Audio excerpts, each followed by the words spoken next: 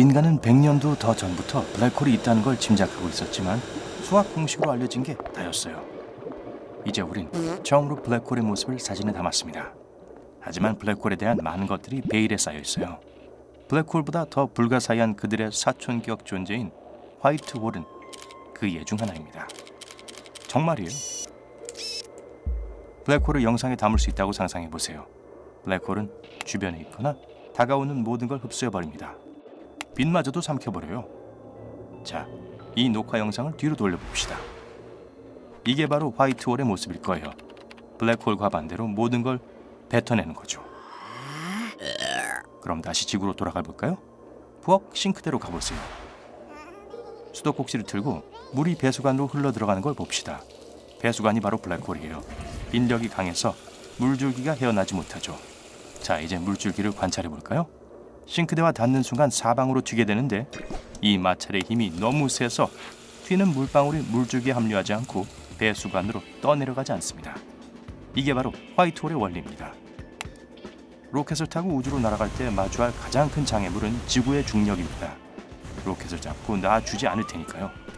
단, 로켓 엔진이 너무 강력해서 지구 이탈 속도보다 빠르게 날아올 수 있다면 우주에 갈 수 있습니다. 블랙홀의 중력은 너무나도 거대해서 이탈 속도에 닿는 것이 불가능해요.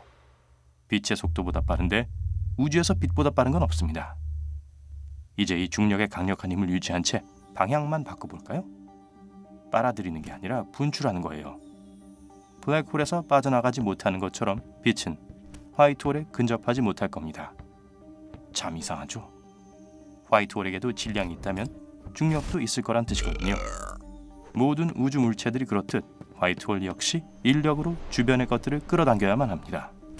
마치 태양이 여러 행성을 주변에 맴돌게 하는 것과 지구가 우리의 발을 땅에 붙이고 끌어당기는 것처럼요. 블랙홀은 사건의 지평선이라 불리는 바깥 경계선에 둘러싸여 있습니다. 그 안쪽에서 발생하는 중력이 가장 강력해요. 사건의 지평선 안으로 들어오게 되면 나갈 방법은 없습니다. 그에 반해 화이트홀의 사건의 지평선 안쪽으로는 그 무엇도 뚫고 들어오지 못하죠. 블랙홀은 주변에 있는 물질을 먹으면서 생존합니다. 블랙홀 안에 빨려 들어가지 않은 거대한 양의 가스와 먼지는 블랙홀 주변을 맴돌게 됩니다. 이 먼지와 가스는 반짝거리는 원반으로 응축되는데요. 너무 빠른 속도로 회전하기 때문에 납작해집니다.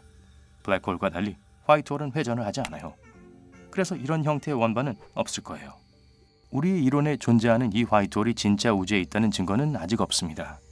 지금까지는 수학적인 공식만 있을 뿐이죠. 게다가 무언가를 끊임없이 뱉어내는 커다란 물질이 우주에 있었다면 이미 우리 눈에 띄었어야 합니다. 하지만 어디에도 그런 건 없어요. 다만 이론은 있습니다. 화이트홀이 실제로 어떨지 예상한 거죠. 학교에서 배웠다면 기억하겠지만 물질은 창조되거나 파괴될 수 없습니다. 우주에 존재하는 질량과 에너지는 동일하다는 거예요. 예를 들어 나무를 불에 태우면 다 타고 남은 모든 것들, 그러니까 숯과 재와 가스는 원 형태의 나무와 동일하다는 겁니다. 어떤 형태로 변하든 간에 그 원형에 대한 정보를 가지고 있다는 거죠. 블랙홀에는 이 원리가 통하지 않습니다. 과학자들은 알고 있습니다. 블랙홀이 에너지를 흘리고 있기 때문에 모든 질량은 시간이 지나면서 조금씩 닳고 있다는 사실을요. 하지만 블랙홀이 질량을 전부 잃는다고 해도 빨아들인 모든 것에 대한 정보를 가질 수 있는 게 아니거든요. 그럼 그 빨아들인 모든 건 어디로 가는 걸까요? 우린 블랙홀의 힘의 원천이 중심부에 있는 특이점이라고 생각해왔습니다. 특이점은 정말 작지만 거대하고도 무거운 질량을 가져서 모든 물리와 수학이 통용되지 않는 영역입니다. 현실에 구멍을 내는 것처럼 말이 안 되는 거죠. 어떤 우주 비행사들은 특이점이 아니라 블랙홀 안쪽에 또 다른 개방된 공간이 있을 거라고 예측하고 있습니다.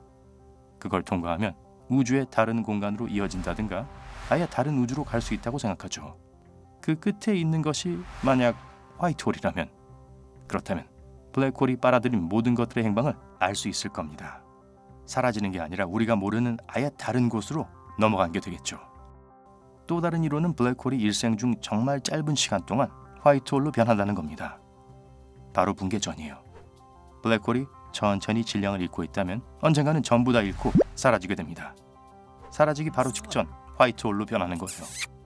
만약 이 이론이 맞다면 우리가 화이트홀을 찾지 못한 이유가 증명됩니다. 꺼져가는 블랙홀을 찾는 건 불가능에 가까우니까요. 블랙홀이 증발하려면 너무 오래 걸려요. 우리 모두 블랙홀이 어떻게 탄생하는지 알고 있습니다. 태양보다 큰 별의 중력이 스스로 무너질 정도로 노쇠화되면서 초신성이 일어나면 블랙홀이 생겨요. 별이 아닌 블랙홀이 쇠약해지면서 화이트홀로 변하는 게 아니라면 화이트홀의 유래는 유추하기는 너무 어렵습니다. 우주 역사상 제일 먼저 발생한 블랙홀들은 빅뱅이 이루어지고 곧바로 태어났어요.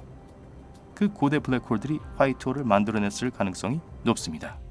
이러한 이론을 받아들인 우주 비행사들은 실제 화이트홀의 크기가 굉장히 작을 것이라고 유추합니다. 빛의 파장보다도 작을 거라고 유추하는데 만약 그렇다면 그건 박테리아보다도 작은 거예요. 우리 눈엔 보이지도 않고요. 화이트홀의 청력 때문에 다른 물체와의 반응도 일절 보이지 않을 거고요. 그러면서도 질량을 가지고 있습니다.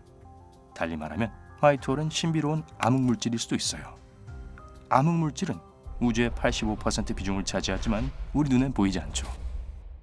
어떤 이들은 빅뱅이 우리가 생각하는 화이트홀의 모습과 수상할 정도로 흡사하다고 주장합니다.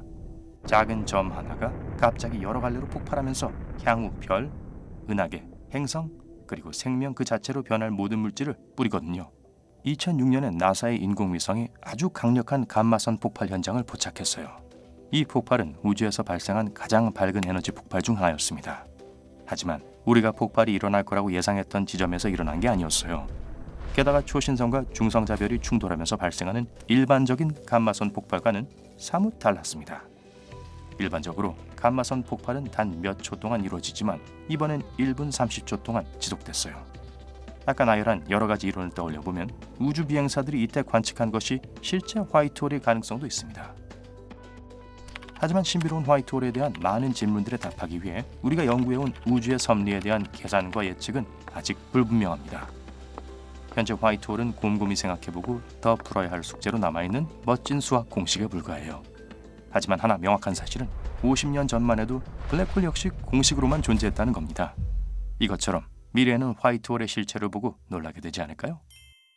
오늘 새로운 것을 배웠다면 이 영상에 좋아요를 주고 친구와 공유하세요. 여기 여러분이 좋아할 만한 다른 멋진 비디오들이 있습니다. 왼쪽 또는 오른쪽을 선택하고 삶의 밝은 면에 머무르세요.